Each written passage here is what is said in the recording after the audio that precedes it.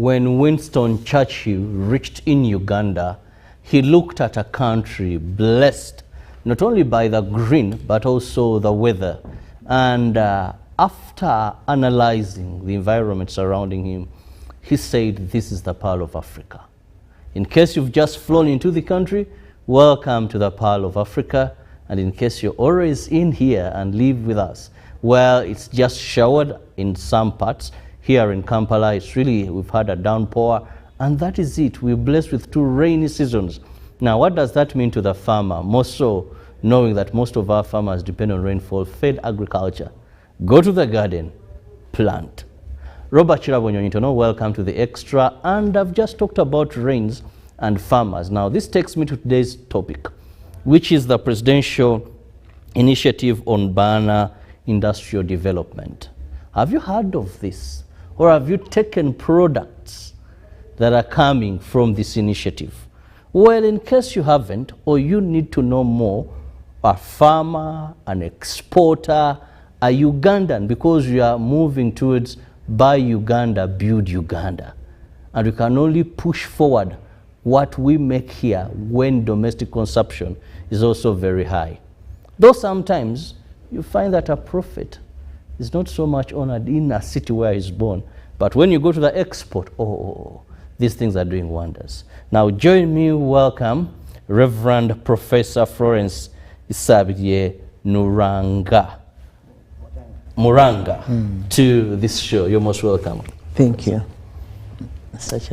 And also let me welcome you back from Chicago. Yes, thank you. Where you got an award when it comes to leadership excellency. Thank you so much for flying our flag high, and also these things don't easily come by. Of course, there must be really worth earning them. We congratulate you so much. Thank you. Now, Reverend, let's go direct to today's topic, which is the Presidential Initiative on Banana Development. Kindly give us an overview of this entire program. We really, I would say that it was a startup by professors from Makerere University on the initiative of His Excellency, the President of Uganda. This was way back in the early 2000 when I'd just finished my PhD. I had got surprised by some of the results of my own work, especially to realize that we have been eating food with a very peculiar and greater potential for industrialization with respect to the starch. Okay, it has starch which is peculiar, but also with greater potential for industrial applications. So when I came back and I disseminated my data, it came to the state and they called me, I informed them, and they said, what are you doing? Let's get working. So I was really directed to work with the team of people who are also working on bananas in production, water management system and marketing, and we put up that concept. The other people who contributed greatly is Professor Zake on the production side, and the late Professor Ngambechi on the marketing side. And we put up that proposal benchmarking my work on the prospect of adding value to bananas by drying them and turning them into flour that can be applied into the different bakery products. It was a simple concept, and of course written in a very academic way. Of course, initially when we told the state that 40% of the bananas were going to waste, they said start with those. But analytically we realized that if an industry was built just on the uptake of the excess, it will not have a lasting game, because the moment you start taking up the excess, the prices will hit the roof. So we eventually persuaded the government to allow us to look at the whole value chain. So I would say that the PBID is really a value chain project, which we had really the privilege to test through for 10 years, and after which we were given the leverage to do a business model to showcase that it can have industrial applications. And by 2019, we were able to register the company, because it was clear to everybody that yes, we can get industrial value out of the drying of bananas. So we registered the Banana Research and Development Center, and it was supposed really to be driven into a fully fledged independent company within 5 years. Unfortunately, COVID hit and put us into stagnation until 2020, end of 2022, when we started going back to our model and pushing it forward. So I'm happy to say that we have been able to reinvent the wheel, and His Excellency has been the patron, is still the patron, and it's been with his focus, we are now looking at export.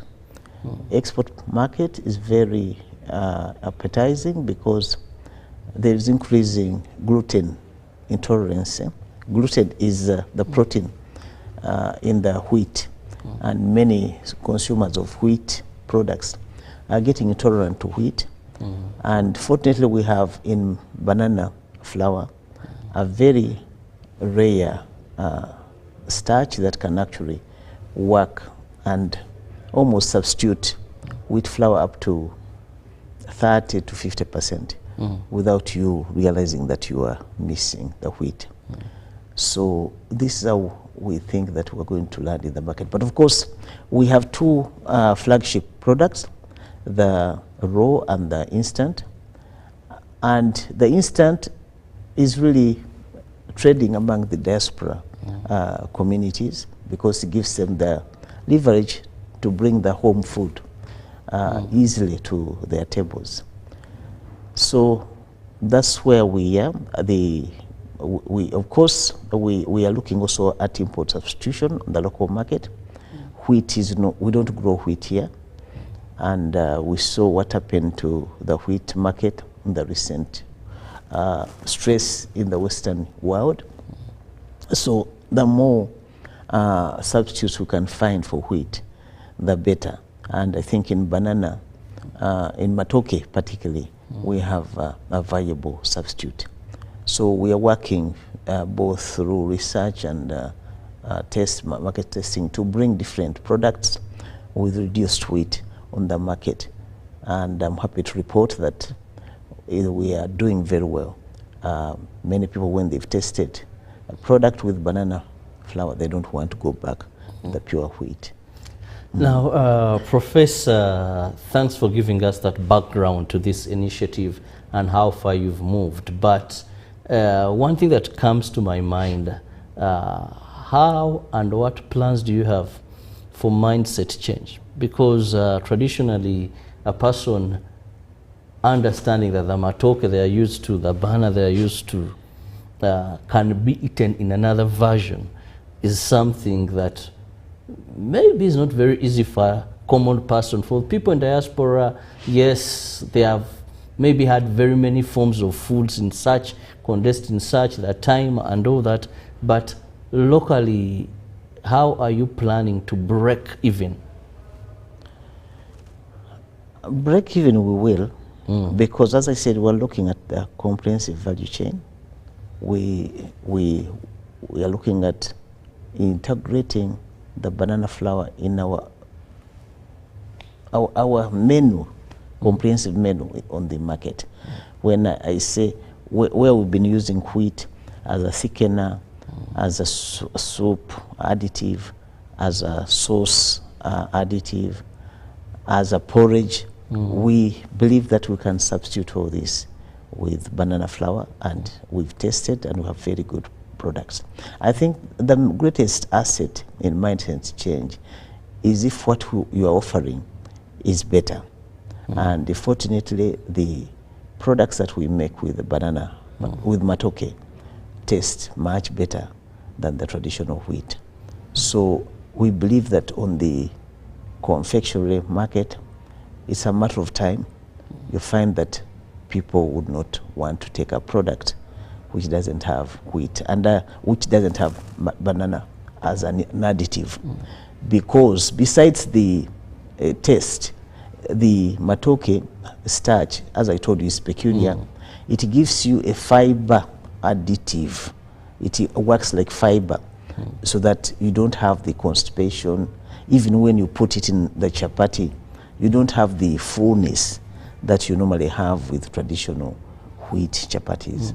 So these are some of the attributes that we are riding on to get the mindset change. But also, we're really looking at the stakeholding. You get it? As you said, buy Uganda, build Uganda. As I told you, we don't grow wheat or the bread products that we eat here represent $1 that you are spending in the foreign market. Yes. So if eventually the industry can see that, and government, that we can save a lot of foreign exchange through investing in a robust banana industry, I think it should be done. Yeah. Well, my viewer, the images, that video playing is the hub where things are being made, and some of the products that are made out of banana flour, the cakes you're seeing, the bread you're seeing, that is the technology bit of it, the Toke initiative. Now, like my guest has really said, buy Uganda, build Uganda. This we can only achieve. Look at all these coming out. Now, Professor, this takes me to how has this helped in commercialization of the banana? Because we know many of our people, yes, grow bananas, but you find that some will say they don't have market. Others, apart from the matoke, they don't think beyond after peeling and eating. Yeah, and indeed, that's the story of this value chain, because as I said, we had over 40% in terms of losses, and these were the losses that were being calculated by scientists. There were the losses that were not calculated, where in the peak season, bananas would just be buried within the plantation because people have nowhere to take them. So the issue is that adding value is really the first medicine we are trying to offer the farmer to ensure that we capture all this produce into the marketplace. And we have seen this happen because when we went in, we fostered the cooperative movement within the banana industry, banana production sector. And we've been able to set up rota for supply to the plant, and we see that the price, yes, it is not all round perfect, but the price for the banana is not dipping as it used to in the times when the factory was not in place. So one of the things that the industrialization or commercialization is doing is that it is working towards the stabilization of the banana crop for the farmer, which stimulates the productivity of the crop, because many of them were just doing banana, growing as a hobby because they knew there was no reliability in terms of income from that end. So this has helped so much in that issue regarding wastage, which is usually a very big problem for many of our farmers. Now also, Professor, let's look at something very critical, because we know you're producing for the market. You've talked about the external market, the export market. Yes. Here you talked about mindset change, but currently how are we faring in both these markets? Of course, I should maybe start with the local market. The local market, I want to tell you, is has opened its arms to our products, especially the young generation. The children, let me take the benchmark of the porridge. When you give our porridge to a child, you cannot take them back to the maize porridge. So this is how it is turning out. That after, to start with, people are very pessimistic. Can you get porridge from banana and put in sugar? And, but when they know, because the attraction is that we have an instant product from Matoke, which does not belabor you to cook and do what. And so for the people with children, it's very attractive. So when they try it out to their children, many of them who come back and report, abana tebakyayagala bugi bwa kasooli. So this is really the magic that we are putting into the system, that people are waking up to our own Matoke is actually a better product than the other. And as I told you already, in terms of nutritional give, is that for the adult particularly, we have what they call SDS, slow digestive starch, and Matoke has got that, especially in the way that we process it. So if you eat our biscuits, you are benefiting from that SDS. The slow digestive starch works into your system as a fiber and ferments in your gut and helps you to fight cancer. So these are bonuses that we are now just putting out. We have researched, we have evidence towards all this. So people are now beginning to buy the product even with intention, knowing that they are having a better nutritional product. Then the export market. Yeah, the export market is, of course, is an informed market. It's easier. Yes. What I started with this market. It was very hard in convincing people about this nutrition aspects, because not everybody understands. But slowly people are understanding. Now then, we find, as I told you, they are looking for gluten-free. They are looking for SDS. They are looking for high fiber.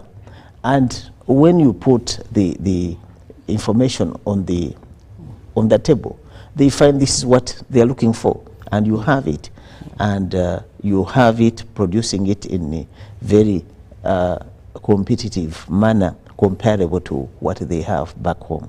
So the export market, what has been our barrier is the ISO certification process, because we are an asset industry. We had to go through the jargons of working to get all the requirements for ISO and FDA, and we're about just an arm's length away from getting this, and this behind this we shall be able to sign all the orders that are coming in to get this product to the other market. Of course, the main challenge we've had with contemplating entering the foreign markets is that we need to have sustainability, and because of that we are also expanding our processes, but also we are automating them to ensure that we can raise the output of the industry from where it is 1.4 tons per day to about 15 tons plus per day of dry stuff. Once in about 1.5 to 2 years, we believe that we should be able to reach this point, and then the sky will be the limit on how far we go. We have already done some export in Asia. I don't want to reveal our markets, but we know we have some markets that have been uptaking our flour even without the ISO. Yeah. Now that brings me to the issue of quality and standards. Yes, you've talked about ISO and all this, but most of our products, good as they are, there's always that element of quality and standard. How are we doing?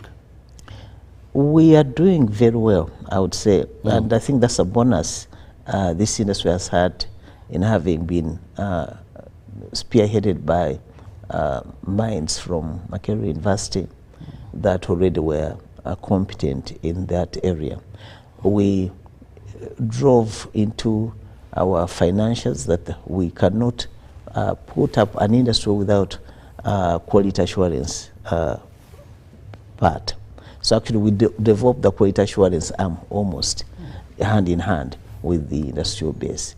So I would say that right now we have a fully fledged industrial base with the quality assurance, product development, and as well as ability to evaluate all inputs, because many people when they think about quality, they are thinking about looking at their own produce. But quality begins by your ability to be able to look at the ingredients that you are going to use, many of them which come from other people. So we monitor our inputs right from their source into the industry. So this has been very enabling in terms of our compliance, especially UNBS is no longer a problem for us. And I believe that once we've got it, we shall have it. Yeah. Now, Professor, you talked about a timeline where you were supposed to be, would I use the word independent? And of course, this means when you've been having government support, and now this has to run on sometimes there are challenges. So let's look at government hand in here. Is it totally independent? Is it totally, you're going out in the market there to tussle it and hustle it out? Or is government still extending a hand? This is still a government company. And because we're still in the development phase, as I told you, we had setback. We had, but if we didn't have the COVID, I believe that even without further injection by 2023, would almost have been relatively independent. But because of the COVID and the drawback, we lost stamina and pace. So government reinjected capital, but not to do the same things that we're doing, but to reinvent, automate and expand production capacity. That's what I've been telling you, that now because it was an export-driven initiative, and by the time we came from COVID, the market were not looking at 1 ton, they were looking at 15 tons, you get it? So we had to have that muscle to be able to respond. So government injecting money to help us to raise to that level of productivity. But also sustainability comes from two ways, from the ability of your processing capacity, but also from the production. So we are integrating backwards to be able to build muscle into the production capacity. So we are leveraging some land where we can do public-private partnership to raise more bananas.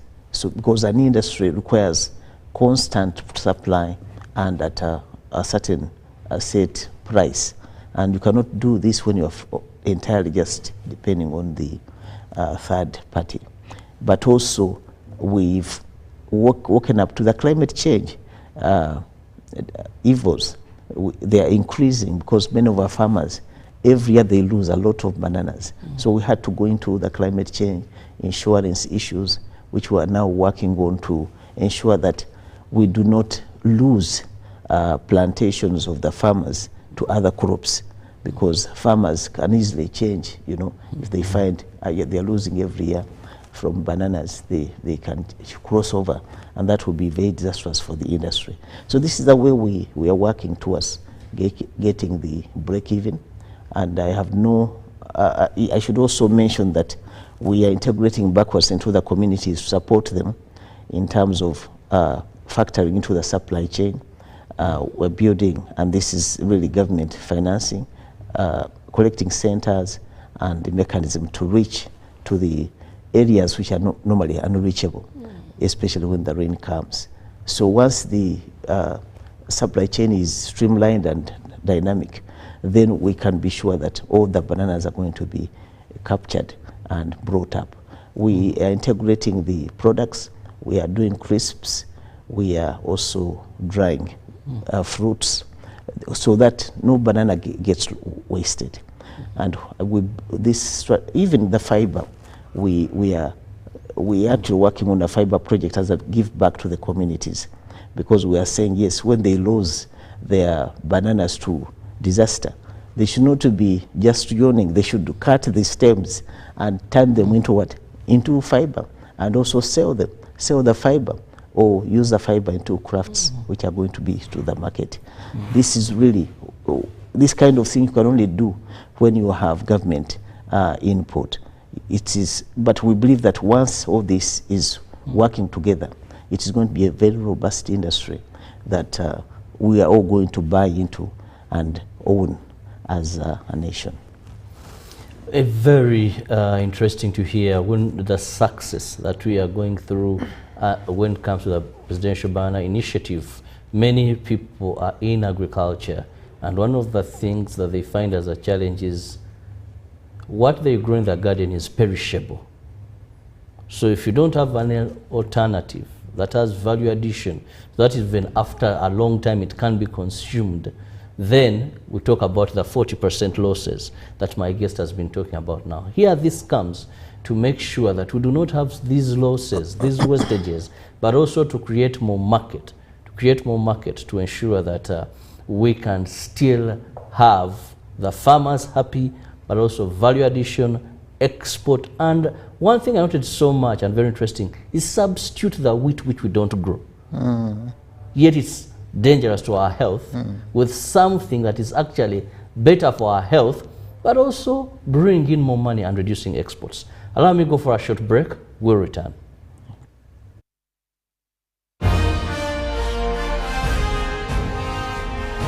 Live from UBC studios in Kampala, this is Good Morning Uganda Extra.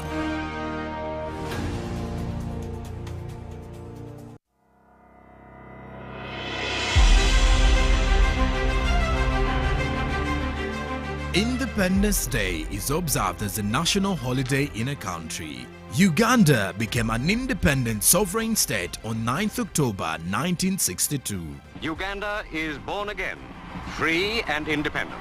This event holds an important position in the history of Uganda as it marks the country's freedom to self-rule from its colonial masters. Uganda and the people have made significant strides in 62 years, like improvement in economic growth, education, agriculture, peace, prosperity and political stability. This year's 62nd celebrations will be held under the theme Independence Day, a recommitment to secure and fortify our destiny. Join us on Wednesday 9th October 2024 at Busiko Teachers Demonstration Primary School grounds, Masafu Town Council, Busia District, as we relay the celebrations live on UBC TV. Inspiring Uganda.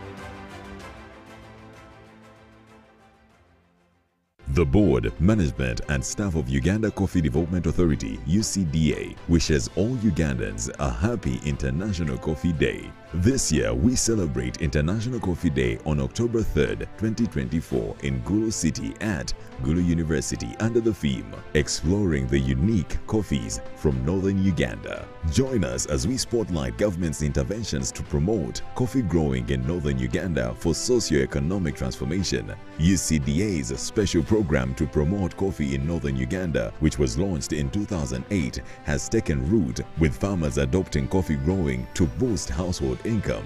This will significantly contribute to Uganda's coffee roadmap annual production target of 20 million bags by 2030. As Uganda's coffee production and quality rise, we see Northern Uganda as a key player in Uganda coffee industry, and we remain committed promoting sustainable coffee production in the region. Value addition and continued market access for Uganda coffee to traditional and emerging markets.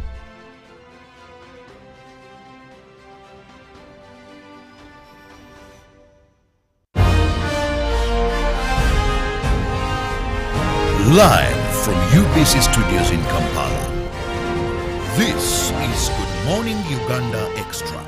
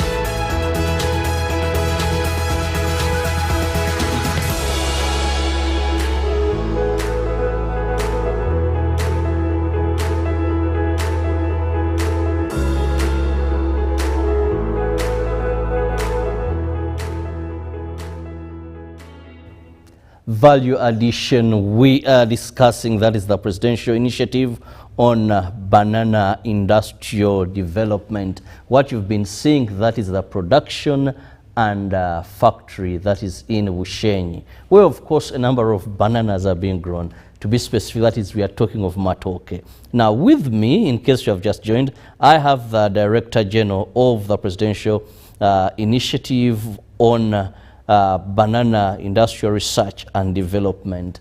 And before we went for this break, we were looking at how things are moving on now. Professor, let's also look at what lies ahead, in the interest of time.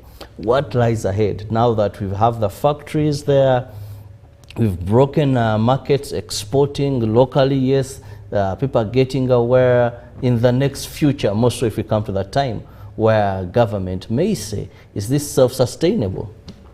Yes, the way ahead is really to get the technology, and as I said, that's why we had a powerful R&D behind this. The good news is that we've been able to unpackage the drying technology, some of it, and repackage it for community drying. So we are giving out community drying facilities that can be set up largely by the communities themselves, and under technical oversight they could be able to dry some of the bananas. So we're looking at a model whereby 50% of the dried bananas may come from community drying initiatives, and then you have the infrastructure that we have in Bushenyi largely for finishing the processes. But also we're looking at an expansion at Sanga, where most of the secondary processes are going to grow there. We're looking up, I told you about the crisps. Crisps is going to be a big deal because it is really a game changer for banana and the crisps world as it is. So we're looking at going into a big lines there for this product to send it in the region as well as outside. And this is one of the things we're going to do there. We're looking at big bakery establishment to be able to populate the demand that we have even across the border towards Rwanda, towards northern Tanzania. We are setting up that in the Sanga, and we have been guaranteed the space for this. We're looking at utilizing the waste into animal feed and biogas to ensure that we have a sustainable model for production of heat at affordable rates, especially for the community. So this mode of biogas production would ensure that the waste goes back as green manure back into the plantations. That means that we're going to certify the whole enterprise as a green industry. This would ensure that it has a green label in the global markets with very premium benchmarks. And this will help us to be able to bring in the money in the markets that we are opening up. We are also looking at a very vibrant fiber industry to complement the food. Yeah, there's many industries that we end up having the spin of being more dynamic than the original. So, but our intention here is to ensure that we supplement because banana is expensive everywhere. So how do we give a cutting edge to our flour? If we can get some of the costs being deflated into the waste management technologies and getting cheaper products, cushion the price of the banana, then we'll be able to get a very happy environment where the farmer is really maximally getting his returns, but also the market is getting a cushioned price level. So that's really where we are going. We are looking at expanding the impact of this industry into most of the western Uganda and Masaka, and possibly northern Uganda. And with the technology transfer mechanism that we put up, it means that this is possible wherever there is land and wherever there is communities that are driven to establish bananas at a very competitive level.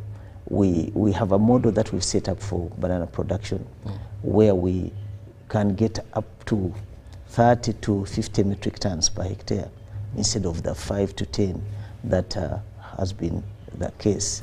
And we have investors that are looking at investing with our farmers into this sector, which means that the banana crop is slated to become a very competitive crop in this country.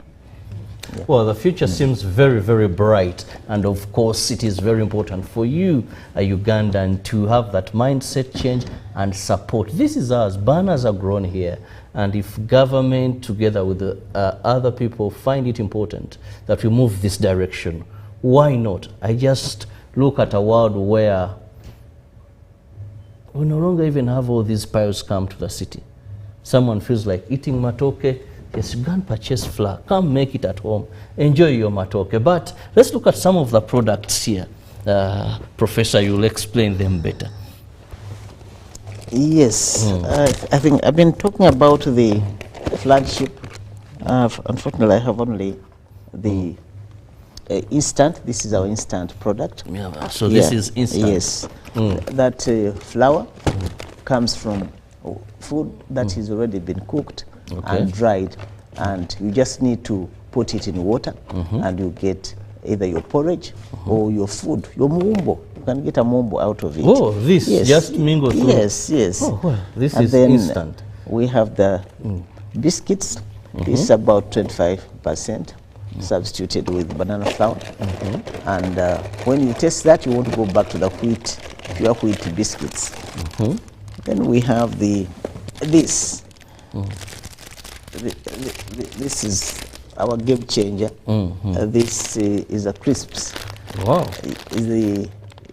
It comes in two forms: the instant, the spiced, and the non-spiced. Yes, we have the spiced here. Yeah, that is non-spiced for the children, and that is for us. Okay. So with the spiced, you get both. When you eat, I don't get flu anymore because I eat this every day. It has enough spice to keep you healthy. So if it's flu season, please make sure that you eat our spice crisps. They really keep the flu out of the house. Now, Professor, where do we find these? Because most of the times I traverse a number of supermarkets. I don't get them. But this is because, for example, this is a product I've never come across in any supermarket. We are also beginning to wonder whether there is a black market, because we don't have them in the stores. Yes. As they come, they get out. So we hope that there is no black market, somebody riding on what. That's why we are pushing for the export. Yes, because it could be that there is somebody going underground, buying and taking the things out. But we don't have them. We don't have any core back. You know, we have nothing left in the stores. Yes, everything that we produce comes out. But this one, as I say, because many of the supermarkets had not really learned, so it's just being now put on the shelves. Okay. Yes, yeah. This instant toke flour, best for porridge and matoke meal. We are becoming typical of the Western world. So before you move to there, well, this is homemade here. It's one of the things I'm even just excited to see a toke put on the table out of this. Yes. Because it will have saved me the burden of you have to have a carrier for the whole bunch, then think of where you're going to put the peelings. As we also talk about how best can we fight the garbage problem in Kampala. So this is another way. For every bunch, the yield is 1 to 10. So that means 9% is what? Is waste. No, so 50% when you are peeling, 50% is waste. So that means that you save quite a lot. You get it? And when you dry, actually the ratio is 1 to 9. You get it? So for every 10 trucks that you bring to Kampala, we only bring one truck of this for the same value. And for somebody who looks at economics, it's not just in the food, but also in the country. Preservation of roads network, yes. Well, Professor, we've come to the end of this. I must let you go. Let me just have your parting shot. Yes, I want to tell the market that Toke is homegrown. We've tried a lot of things. Biscuits that have been recycled here from other markets. We've been a dumping place. We thank our government, we thank our farmers, we thank our scientists that finally we have something that is homegrown, that we can eat with confidence. There is nothing we don't do to ensure that the product that comes to the market are fully certified and compliant in every respect. We come to this week as we go to a conference of the Pan-African Business Congress, and we are positioned there as supporters because we're looking at pushing these products to every market in the African continent, but also in Asia, also in the American, because this is where our people are. We want to assure you that grow your banana, grow it well, we find the market. Thank you. Well, thank you so much, Reverend Professor Florence Isabio, who is the Director General for the Banana Industrial Research and Development Center. Thank you so much for your time. And of course, our viewer, thank you so much. I hope now you know what you should look out for. Buy Uganda, build Uganda. And very important is, this comes as a good substitute for the so many tons of wheat that we export. And she said that everything you eat, remember there is $1 you're giving to a foreigner. What if that $1 is given to a Ugandan? See you tomorrow. May the good Lord protect you and bless you.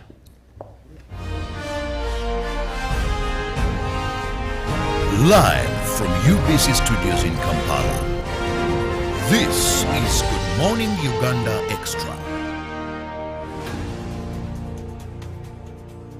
The board, management and staff of Uganda Coffee Development Authority (UCDA) wishes all Ugandans a happy International Coffee Day. This year, we celebrate International Coffee Day on October 3rd, 2024 in Gulu City at Gulu University under the theme, Exploring the Unique Coffees from Northern Uganda. Join us as we spotlight government's interventions to promote coffee growing in Northern Uganda for socio-economic transformation. UCDA's special program to promote coffee in Northern Uganda, which was launched in 2008,